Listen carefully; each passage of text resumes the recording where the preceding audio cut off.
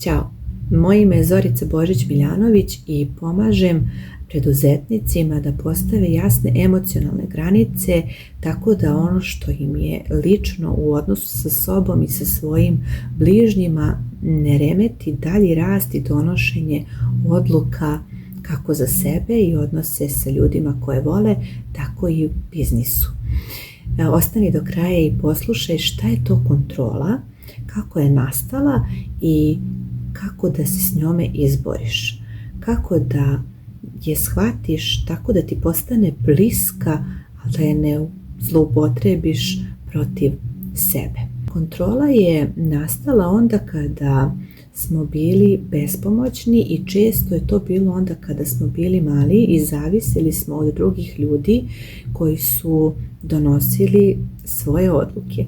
Neke odluke su bile toliko pogrešne i pogubne po ceo sistem, bilo da je to porodičan sistem, bilo da je to sistem tipa preduzetničkih kompanija, i te odluke su u stvari doprinele do određene štete koja je uticala na mnoge ljude u tom sistemu. Baš iz tog razloga da se ne bi dalje pravile štete i da ne bi bilo gubitaka, uspostavljaš kontrolu ne tako što imaš jasne brojeve, tako što menjaš zaposlene ili kontrolišeš zaposlene, već ti preterano radiš, preterano se ulažeš i u stvari kontrolišeš svaki svoj korak na tom putu. Postaješ iz onog zabrinutog stanja, konstantne brige oko toga šta će se desiti ili oko toga da ne bude onako kako je već bilo, u stvari se izmeštaš tako što ne živiš u sadašnjem momentu i nisi produktivan u sadašnjem momentu da uradiš ono što je dobro za tebe, za tvoju porodicu, za tvoj biznis, već bukvalno putuješ kroz vreme. Bilo da je to tako što se stalno vraćaš u prošlost i plašiš se da se ne ponove situacije iz prošlosti ili ideš mnogo u budućnost i imaš previše ideja, previše želja, previše ti lutaju misli u smislu tako što ih konstantno proveravaš. Sve odluke koje donosiš u stvari kada je doneseš, ne staneš čvrsto iza nje, već sumnjaš u nju, nemaš dovoljno jasnu veru da li će ona doneti dobro, jer nemaš dokaz da će doneti dobro. Svaka odluka je u stvari rizik da ti pogrešiš i ukoliko ne smeš da pogrešiš, ti u stvari uspostavljaš kontrolu nad svakim svojim postupkom. A onda uspostavljaš kontrolu nad svim svojim zaposlenima i ne možeš da delegiraš, već počinješ da preuzimaš previše na sebe obaveza i svega onoga što i nije deo tvog posla. Svega onoga što ti troši previše energije i ta briga u stvari je biram strah. Vodiš se strahom od toga šta će biti ili od onoga šta je bilo. I jedino što imaš u svakom momentu je u stvari ovaj sada moment. Zaboravljaš da je moć sadašnjeg momenta ono što ja sada mogu da uradim. Ono što pravi veliku razliku između onoga što je bilo i onoga što će biti. Sad, ukoliko ti sumnjaš u sebe i tražiš, ne veruješ u svoje mišljenje, ne veruješ u svoje odluke, to znači da si imao neki autoritet koji je isto tako delovao iz straha, vršio pritisak na tebe i nije ti dozvoljavao da izraziš svoje mišljenje, već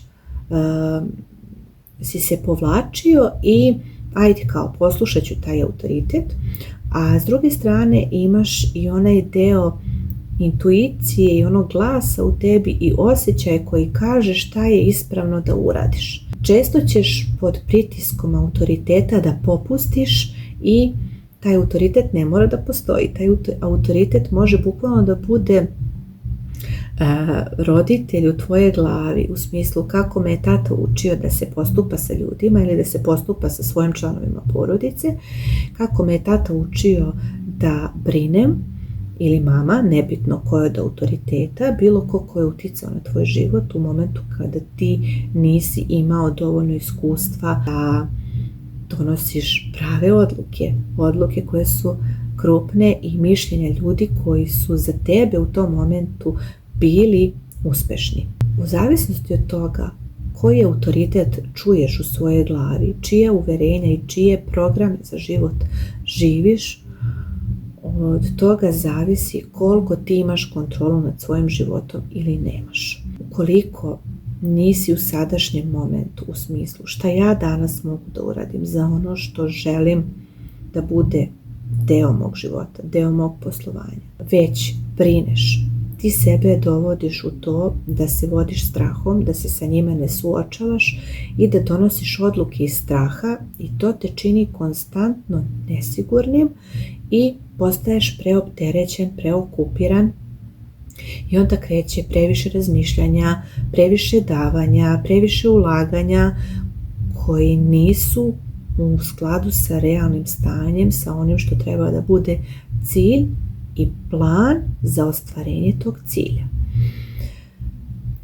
Ono što kontrola oduzima, to je potpuna vera ne samo u Boga, vera Boga kao taj vrhovni autoritet, nego i vera da može nešto da bude drugačije. Vera da je u tebi moć da ti uradiš nešto drugačije. Otpisuješ da si ti sposoban da nešto promeniš, a osjećaš ispravnost odluka. Često na te tvoje odluke utiču drugi ljudi, bilo da je to njihovim raspoloženjem, bilo da je to njihovim problemima, bilo da je to njihovim emocijama, bilo da je to njihovim mišljenjima.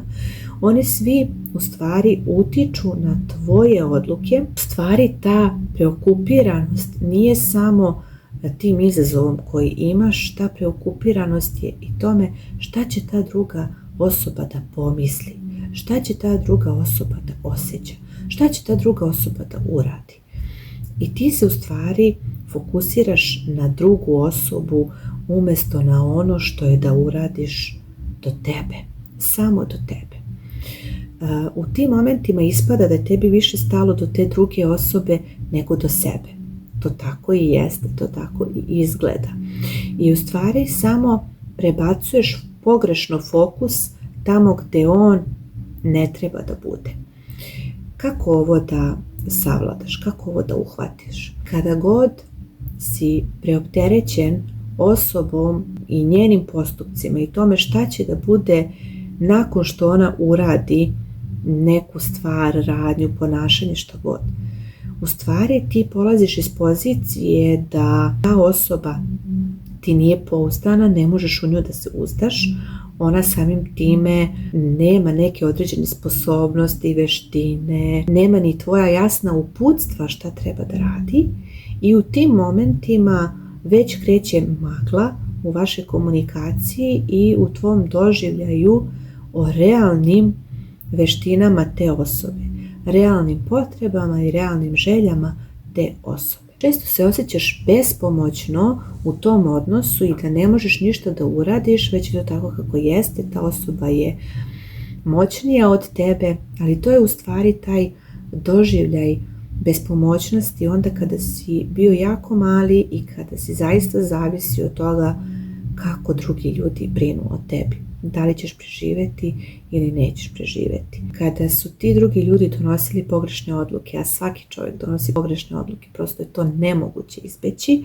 onda ta nebezbednost, nesigurnost koje su proizvele takve odluke, u stvari strah da li ćeš preživjeti pogrešnu odluku koja ti ne omogućava da ti dalje rasteš i razvijaš se. Ovdje postoji jedna, da kažem, jednosmjerna ulica u smislu da ti se fokusiraš na to šta će druga osoba da uradi i kako će to da uradi, jer ne želiš da se osjećaš na određeni način nakon tog njenog dela, nakon toga šta će onda uraditi. Ti želiš da se ta osoba promeni upravo zato da se ti ne bi osjećao loše, iznevereno, razočarano, da ne želiš da te povredi, da ne želiš sebe ona da povredi. I ti svim mogućim sredstvima pokušavaš u stvari da utičeš na